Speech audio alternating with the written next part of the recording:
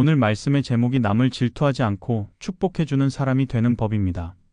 하나님께서 우리에게 원하시는 아름다운 마음의 자세에 대해서 함께 은혜를 나누고자 합니다.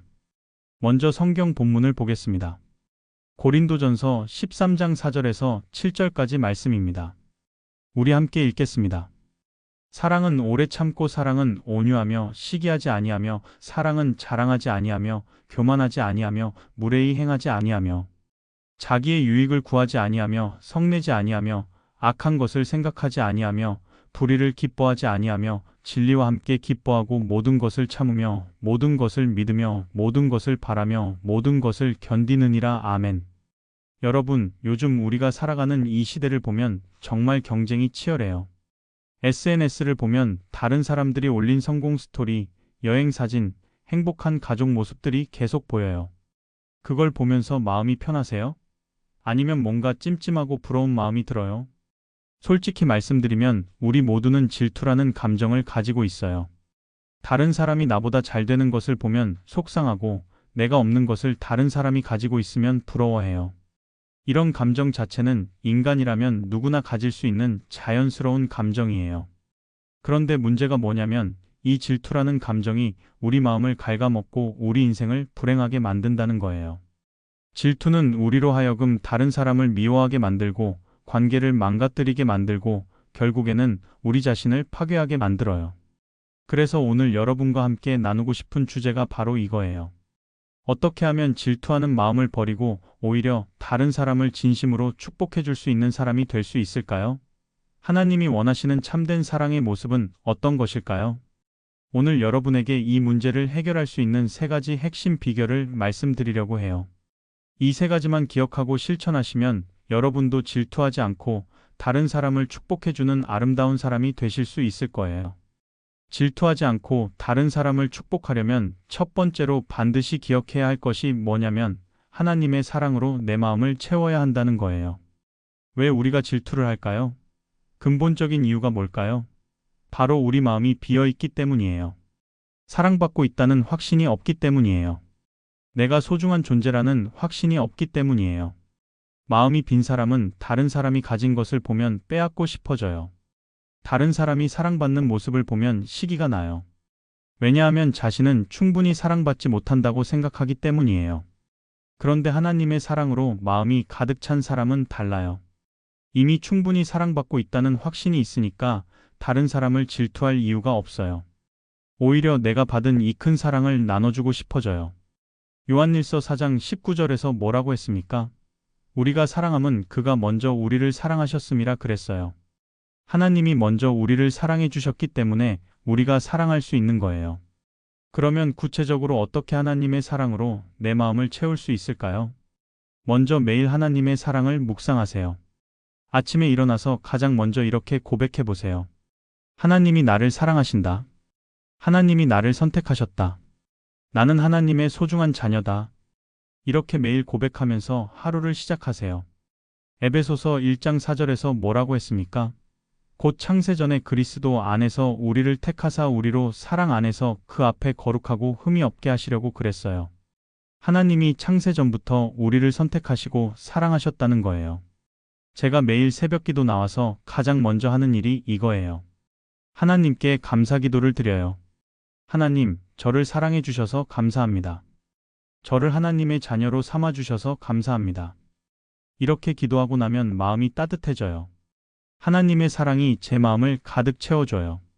둘째로 내가 받은 은혜를 자주 기억하세요. 우리가 하나님께 얼마나 많은 은혜를 받았는지 생각해 보세요. 죄사함의 은혜, 구원의 은혜, 영생의 은혜를 받았잖아요.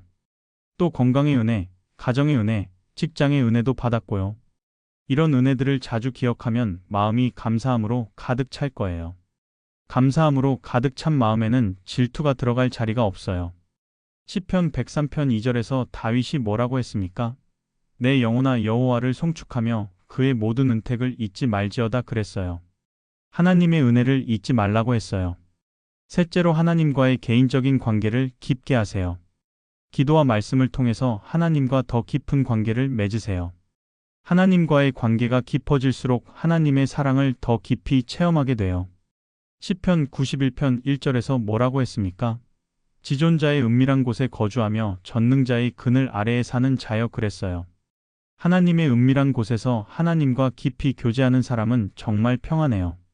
다른 사람을 질투할 이유가 없어요. 제가 아는 권사님 한 분이 계세요. 이분이 정말 아름다운 분이에요. 다른 사람이 잘 되면 진심으로 기뻐해 주시고 축복해 주세요. 어떻게 그럴 수 있냐고 물어봤더니 이렇게 대답하시더라고요.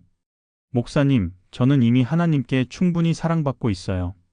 그러니까 다른 사람도 잘 되는 게 당연하죠. 정말 맞는 말씀이에요. 하나님의 사랑으로 마음이 가득 찬 사람은 다른 사람을 질투하지 않아요. 오히려 축복해줘요. 여러분도 먼저 하나님의 사랑으로 여러분의 마음을 가득 채우세요. 그러면 질투라는 감정이 자연스럽게 사라질 거예요. 두 번째로 기억해야 할 것은 다른 사람의 성공을 하나님의 축복으로 바라봐야 한다는 거예요. 많은 사람들이 다른 사람의 성공을 볼 때 이렇게 생각해요. 쟤는 운이 좋아서 성공한 거야. 나는 왜 안 될까? 불공평해. 이런 식으로 생각하니까 질투가 생기는 거예요. 그런데 신앙인인 우리는 다른 관점으로 봐야 해요. 다른 사람의 성공도 하나님이 주신 축복이라고 봐야 해요. 하나님이 그 사람에게 좋은 일을 허락하신 거라고 받아들여야 해요. 시편 75편 6절과 7절에서 뭐라고 했습니까? 높이는 일이 동쪽에서나 서쪽에서 말미암지 아니하며 남쪽에서도 말미암지 아니하고 오직 재판장이신 하나님이 이를 낮추시고 저를 높이시느니라 그랬어요. 사람을 높이시고 낮추시는 분은 하나님이세요. 성공도 하나님이 주시는 거고 실패도 하나님의 허락하에 일어나는 거예요. 그러니까 다른 사람이 성공하면 하나님이 그 사람을 축복하신 거라고 받아들여야 해요. 그러면 다른 사람의 성공을 하나님의 축복으로 바라본다는 것이 구체적으로 무슨 뜻일까요? 먼저 하나님이 저 사람을 축복하셨구나라고 인정하세요. 다른 사람이 승진하거나 사업이 잘 되거나 좋은 일이 생겼을 때 하나님이 저 사람에게 좋은 일을 허락하셨구나. 하나님이 저 사람을 축복하셨구나라고 인정하세요. 이렇게 인정하면 마음이 평안해져요. 더 이상 억울하지 않아요. 하나님의 뜻이라고 받아들이니까 마음이 편해져요. 둘째로 하나님의 공의를 신뢰하세요. 하나님은 공의로우신 분이에요. 하나님은 실수하지 않으세요. 하나님이 어떤 사람에게 축복을 주셨다면 분명히 이유가 있어요. 우리 눈에는 불공평해 보일 수 있어요. 그런데 하나님의 눈에는 다 공평해요. 하나님은 모든 것을 아시는 분이거든요. 로마서 11장 33절에서 뭐라고 했습니까? 깊도다 하나님의 지혜와 지식의 풍성함이여 그의 판단은 헤아리지 못할 것이며 그의 길은 찾지 못할 것이로다 그랬어요. 하나님의 지혜는 우리가 헤아릴 수 없어요. 하나님의 판단은 항상 옳아요. 그러니까 하나님의 공의를 신뢰하고 다른 사람의 성공을 받아들이세요. 셋째로 내게도 하나님의 때가 있다고 믿으세요. 다른 사람이 먼저 성공했다고 해서 내가 성공할 수 없는 건 아니에요. 하나님은 각 사람에게 각각 다른 때를 주세요. 전도서 3장 1절에서 뭐라고 했습니까? 천하의 범사가 기한이 있고 모든 목적이 이룰 때가 있나니 그랬어요. 모든 일에는 때가 있어요. 내게도 하나님의 때가 있어요. 지금은 다른 사람의 때일 수 있어요. 그런데 나중에는 내 때가 올 거예요. 그러니까 조급해하지 말고 하나님의 때를 기다리세요.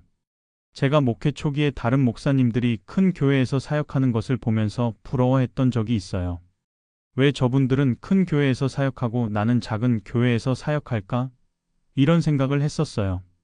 그런데 어느 날 하나님께서 깨닫게 해주셨어요. 지금은 저분들의 때이고 나에게도 하나님의 때가 있다는 것을요. 그때부터 다른 목사님들을 질투하지 않게 됐어요. 오히려 축복해드리게 됐어요. 정말 신기한 게 뭐냐면 다른 사람을 축복해 주기 시작하니까 하나님이 저에게도 축복을 주시더라고요. 마태복음 7장 2절에서 너희가 판단하는 그 판단으로 너희가 판단을 받을 것이요 너희가 헤아리는 그 헤아림으로 너희가 헤아림을 받을 것이니라고 했는데 정말 그래요. 다른 사람을 축복하면 내게도 축복이 와요. 다른 사람의 성공을 진심으로 기뻐하면 하나님이 나에게도 성공을 주세요. 세 번째로 기억해야 할 것은 축복하는 말과 행동을 실천해야 한다는 거예요. 마음속으로만 질투하지 않겠다. 축복해 주겠다고 생각하는 걸로는 부족해요. 실제로 말과 행동으로 표현해야 해요. 입으로 축복의 말을 해야 하고 실제로 축복하는 행동을 해야 해요. 잠언 18장 21절에서 뭐라고 했습니까? 죽고 사는 것이 혀의 힘에 달렸나니 혀를 사랑하는 자는 혀의 열매를 먹으리라 그랬어요. 우리가 하는 말에는 큰 힘이 있어요. 축복하는 말을 하면 정말로 축복이 이루어져요. 반대로 저주하는 말을 하면 저주가 이루어져요. 그러니까 항상 축복하는 말을 해야 해요. 로마서 12장 14절에서 바울이 뭐라고 했습니까? 너희를 박해하는 자를 축복하라 축복하고 저주하지 말라 그랬어요. 심지어 나를 괴롭히는 사람도 축복하라고 했어요. 하물며 잘 되는 사람들은 당연히 축복해야 되는 거 아니겠어요? 그러면 축복하는 말과 행동을 실천한다는 것이 구체적으로 무엇일까요? 먼저 다른 사람의 성공을 진심으로 축하해 주세요. 누군가 좋은 일이 생겼을 때 진심으로 축하해 주세요. 정말 축하해요. 너무 기뻐요. 하나님이 축복해 주셨네요. 이렇게 말해 주세요. 마음에서 우러나는 진짜 축하를 해 주세요.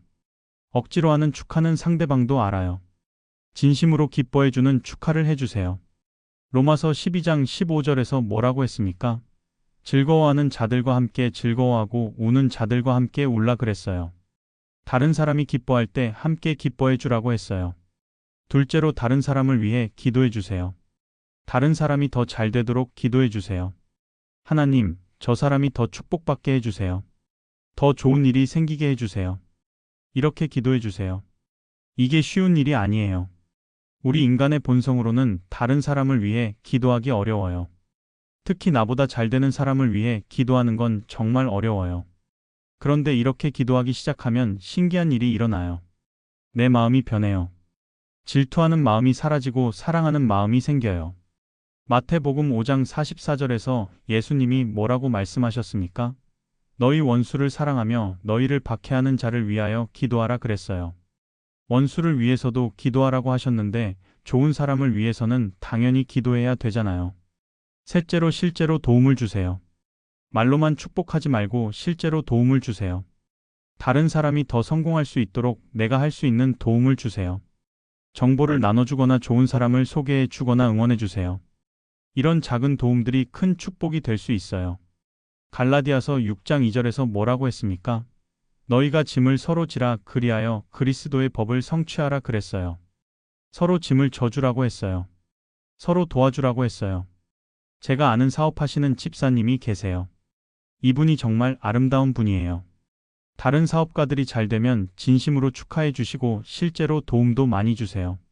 좋은 정보도 나눠주시고 고객도 소개해 주세요. 어떻게 그럴 수 있냐고 물어봤더니 이렇게 대답하시더라고요. 목사님, 하나님의 축복은 무한해요. 다른 사람이 축복받는다고 해서 내 축복이 줄어드는 게 아니에요. 오히려 다른 사람을 축복해 주면 하나님이 나에게 더 큰 축복을 주세요. 정말 맞는 말씀이에요. 하나님의 축복은 무한해요. 다른 사람을 축복해 주면 내게도 축복이 와요. 성경에서 본 아름다운 사례들을 보겠습니다. 사무엘상을 보면 요나단과 다윗의 아름다운 우정이 나와요. 요나단은 사울 왕의 아들이었어요. 원래라면 요나단이 왕이 되어야 했어요. 그런데 하나님이 다윗을 선택하셨어요. 보통 사람이라면 다윗을 질투했을 거예요.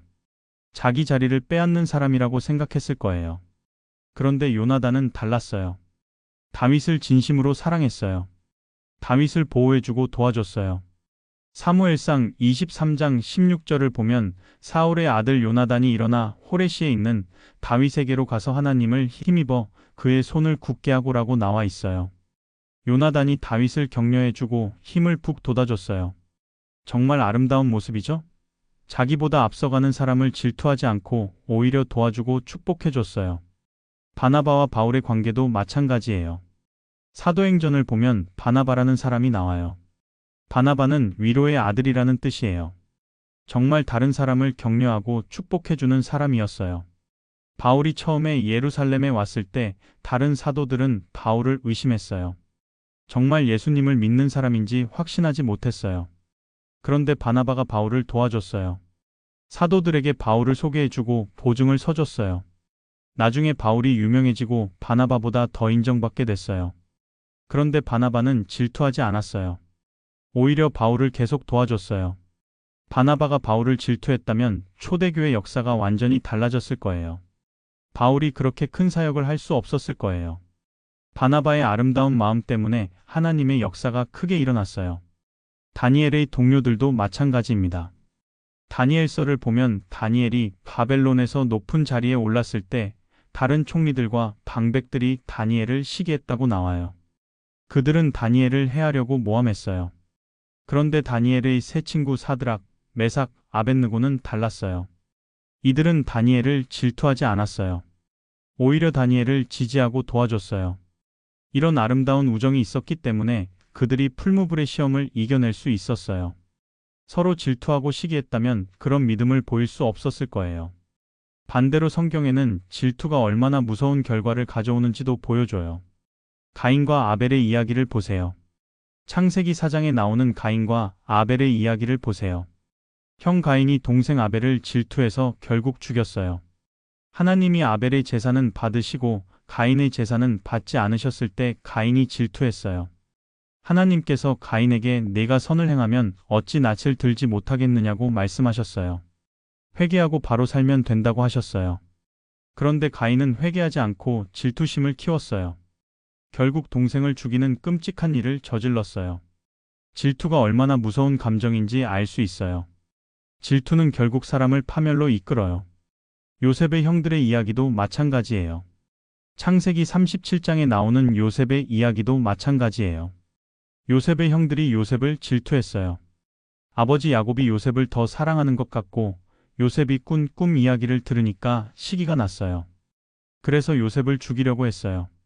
나중에는 애굽의 노예로 팔아버렸어요.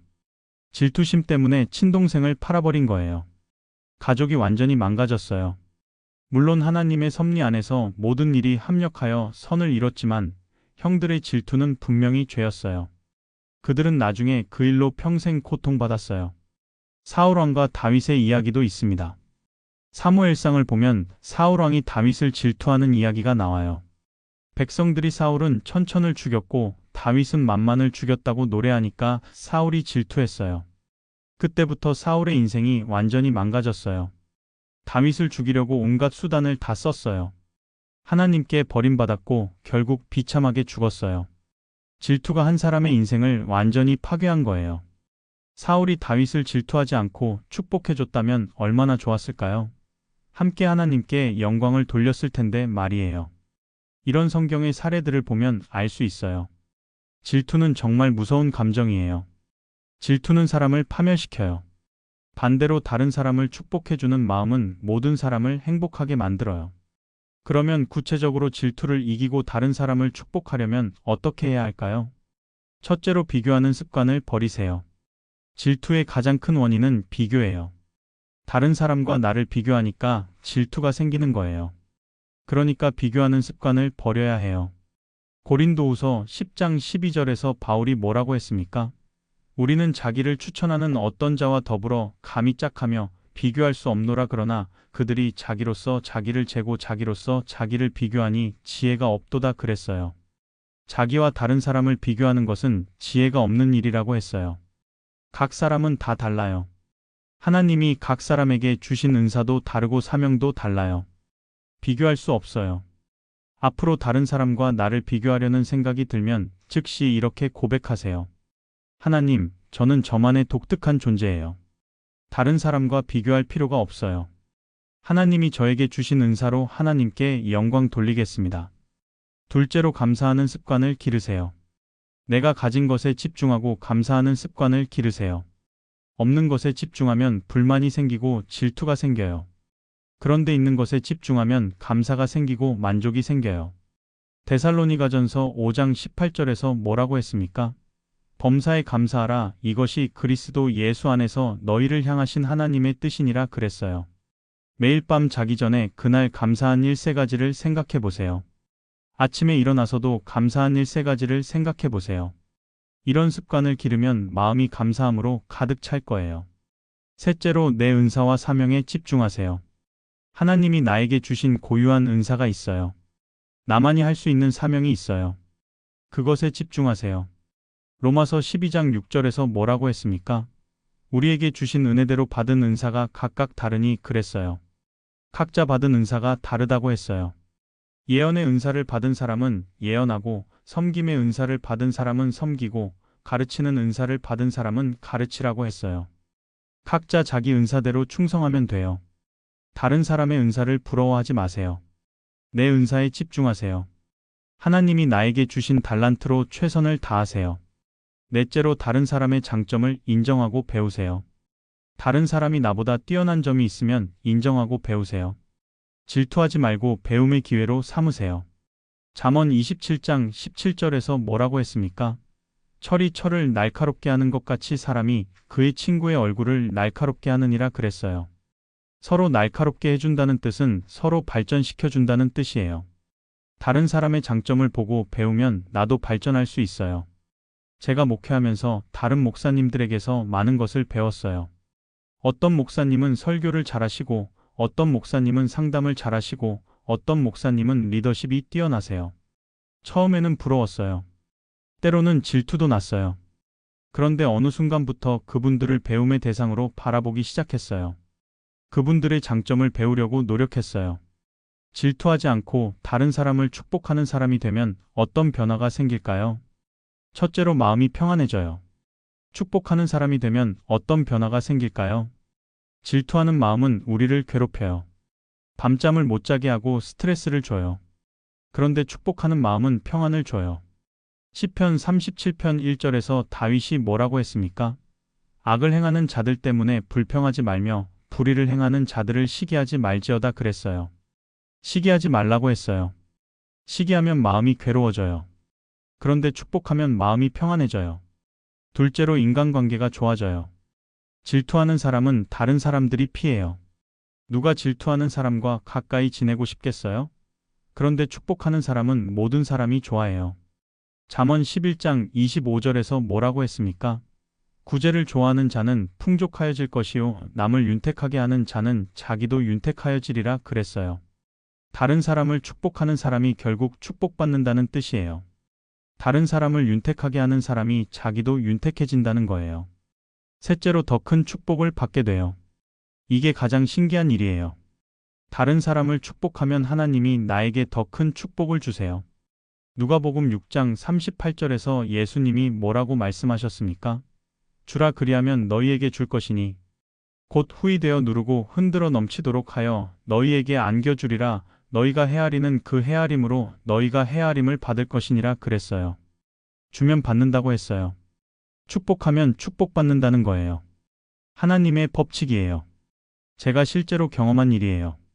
다른 목사님들을 축복해드리기 시작하니까 하나님이 저에게도 축복을 주시더라고요. 다른 사람의 사역이 잘 되도록 기도해드리니까 제 사역도 잘 되더라고요. 정말 신기해요. 하나님의 법칙은 정확해요. 심는 대로 거두게 되어 있어요. 넷째로 하나님이 기뻐하세요. 가장 중요한 건 하나님이 기뻐하신다는 거예요. 하나님은 우리가 서로 사랑하고 축복하기를 원하세요. 요한일서 4장 20절에서 뭐라고 했습니까? 누구든지 하나님을 사랑하노라 하고 그 형제를 미워하면 이는 거짓말하는 자니 보는 바. 그 형제를 사랑하지 아니하는 자는 보지 못하는 바 하나님을 사랑할 수 없느니라 그랬어요. 형제를 사랑하는 것이 하나님을 사랑하는 것이라고 했어요. 다른 사람을 축복하는 것이 하나님을 기쁘게 하는 일이에요.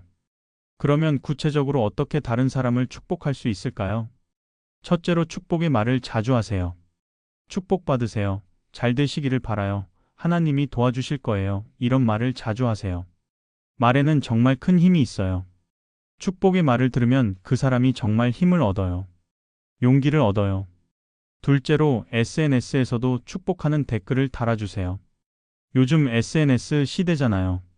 다른 사람이 좋은 소식을 올리면 축하 댓글을 달아주세요. 축하해요. 정말 기뻐요. 하나님이 축복하셨네요. 이런 댓글을 달아주세요.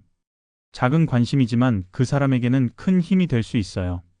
셋째로 선물이나 격려의 편지를 보내세요. 특별한 날에 작은 선물이나 격려의 편지를 보내세요. 물질적인 가치보다는 마음이 중요해요. 넷째로 다른 사람에게 좋은 말을 해주세요. 어라는 사람이 잘하는 것을 B라는 사람에게 칭찬해주세요. 어가 이런 부분을 정말 잘해요. 이렇게 말해주면 좋은 소문이 퍼져요. 뒤에서 나쁜 말하는 사람들은 많은데 뒤에서 좋은 말 해주는 사람은 드물어요. 여러분이 그런 사람이 되세요. 다시 오늘 본문 고린도전서 13장으로 돌아가 보겠습니다. 사랑은 오래 참고 사랑은 온유하며 시기하지 아니하며 사랑의 특징 중 하나가 시기하지 않는 것이라고 했어요. 진정한 사랑은 시기하지 않아요. 질투하지 않아요. 우리가 하나님의 사랑을 받은 사람이라면 다른 사람을 시기하면 안 돼요. 오히려 사랑해야 돼요. 축복해야 돼요. 사랑은 자기의 유익을 구하지 아니하며라고도 했어요. 자기만 잘 되려고 하지 않는다는 뜻이에요. 다른 사람도 잘 되기를 바란다는 뜻이에요. 이것이 바로 하나님이 우리에게 원하시는 사랑의 모습이에요. 이런 사랑을 실천하는 사람이 진정한 그리스도인이에요. 실제로 이런 사랑을 실천하는 분들의 이야기를 들려드릴까요? 제가 아는 한 분은 같은 회사에 다니는 동료가 승진했을 때 진심으로 축하해드렸어요. 다른 사람들은 그분이 더 실력이 좋은데 왜 저 사람이 승진했지? 라고 수군거렸는데 그분은 하나님이 그분을 축복하신 거예요. 정말 기뻐요 라고 하시더라고요. 그리고 승진한 동료를 위해 기도해 주시고 실제로 도움도 많이 주셨어요. 몇 달 후에 그분도 더 좋은 자리로 승진하셨어요. 하나님이 그분의 아름다운 마음을 보시고 축복해 주신 거예요. 또 다른 분은 이웃집 아이가 명문대에 합격했을 때 진심으로 축하해 주셨어요. 자기 아이는 재수를 해야 하는 상황이었는데도 말이에요. 그냥 축하만 한 게 아니라 떡도 해서 가져다 드리고 축하 선물도 주셨어요. 이웃집에서 정말 감동받았다고 하더라고요. 얼마 후에 그분의 아이도 원하던 대학에 합격했어요. 하나님이 그분의 아름다운 마음을 기억하시고 축복해 주신 거예요. 또 한 분은 같은 사업을 하는 경쟁 업체가 큰 계약을 따냈을 때 축하 화환을 보내셨어요. 다른 사람들은 왜 경쟁 업체를 축하해요? 라고 물어봤는데 그분은 같은 동네에서 사업하는 분들이 잘 되는 게 좋은 일이에요 라고 하시더라고요. 그렇게 몇 년을 지내시니까 그 동네에서 그분의 평판이 정말 좋아졌어요. 오히려 다른 업체들이 그분에게 일을 의뢰하게 됐어요. 축복하는 마음이 결국 자신에게 축복으로 돌아온 거예요. 여러분, 오늘 말씀을 통해서 질투하지 않고 다른 사람을 축복하는 세 가지 핵심을 배웠어요. 첫째, 하나님의 사랑으로 내 마음을 채우세요. 둘째, 다른 사람의 성공을 하나님의 축복으로 바라보세요. 셋째, 축복하는 말과 행동을 실천하세요. 이 세 가지만 기억하고 실천하면 여러분도 아름다운 사람이 되실 수 있을 거예요. 오늘부터 실천하세요. 내일 누군가 좋은 소식을 들려주면 진심으로 축하해 주세요. 다른 사람이 잘 되는 모습을 보면 시기하지 말고 축복해 주세요. 처음에는 어려울 수도 있어요. 우리 본성이 그렇거든요. 그런데 포기하지 마세요. 계속 연습하다 보면 습관이 돼요. 하나님께서 여러분을 통해서 이 세상의 축복이 흘러가기를 원하세요. 여러분이 축복의 통로가 되기를 원하세요. 질투와 시기로 가득 찬 이 세상에 사랑과 축복을 전하는 아름다운 사람이 되세요. 그러면 하나님이 여러분을 통해서 놀라운 일들을 행하실 거예요. 시편 133편 1절 말씀으로 마무리하겠습니다. 보라, 형제가 연합하여 동거함이 어찌 그리 선하고 아름다운고. 형제들이 서로 사랑하고 축복하며 사는 것이 얼마나 아름다운 일인지 성경이 말해주고 있어요. 우리 모두가 그런 아름다운 공동체를 만들어가기를 축복합니다. 하나님께서 여러분 모두에게 질투하지 않는 마음을 주시기를 축복합니다. 다른 사람을 진심으로 사랑하고 축복하는 마음을 주시기를 축복합니다. 그래서 여러분 자신도 더 큰 축복을 받으시기를 축복합니다. 이제 우리 함께 기도하겠습니다. 하나님 아버지, 오늘 귀한 말씀을 주셔서 감사합니다. 우리가 지금까지 다른 사람을 질투하고 시기했던 것을 회개합니다. 우리 마음속에 있는 모든 질투와 시기를 용서해 주옵소서. 우리에게 하나님의 사랑으로 충만한 마음을 주옵소서. 하나님의 사랑을 깊이 체험해서 다른 사람을 질투할 이유가 없음을 깨닫게 해 주옵소서. 다른 사람이 성공하고 축복받을 때 진심으로 기뻐할 수 있는 마음을 주옵소서. 그것을 하나님의 축복으로 인정하고 받아들일 수 있게 해 주옵소서. 우리의 입술로 축복의 말을 하게 해 주옵소서. 우리의 행동으로 다른 사람을 도울 수 있게 해 주옵소서. 우리가 이 세상에 축복을 전하는 통로가 되게 해 주옵소서. 특별히 지금까지 질투와 시기로 고생했던 분들에게 은혜를 주옵소서. 그런 감정들을 내려놓고 새로운 마음으로 살 수 있게 도와주옵소서. 우리 모두가 서로 사랑하고 축복하는 아름다운 공동체가 되게 해 주옵소서. 이런 사랑을 통해서 하나님께 영광을 돌리게 해 주옵소서. 예수님의 이름으로 기도드립니다. 아멘. 여러분, 정말 감사합니다. 오늘 이렇게 함께 은혜의 시간을 가질 수 있어서 감사해요. 오늘 말씀이 여러분 마음에 깊이 새겨지기를 바라요. 앞으로 다른 사람을 볼 때 오늘 배운 관점으로 바라보세요. 질투와 시기는 우리를 불행하게 만들어요. 그런데 사랑과 축복은 우리를 행복하게 만들어요. 어떤 삶을 선택하실 건가요? 당연히 사랑과 축복의 삶을 선택하시겠죠? 그 선택이 여러분을 더 아름다운 사람으로 만들어줄 거예요. 내일부터 누군가 좋은 소식을 전해주면 진심으로 축하해주세요. 누군가 잘 되는 모습을 보면 함께 기뻐해주세요. 그런 작은 실천들이 모여서 여러분을 축복의 사람으로 만들어줄 거예요. 하나님의 은혜가 여러분과 함께 하시기를 축복합니다. 건강하시고 평안하시고 기쁨이 넘치시기를 바랍니다. 여러분이 날마다 다른 사람을 축복하는 복된 성도들이 되시기를 간절히 축복합니다. 감사합니다. 사랑합니다. 하나님의 평강이 여러분과 함께 하시기를 축원합니다. 아멘.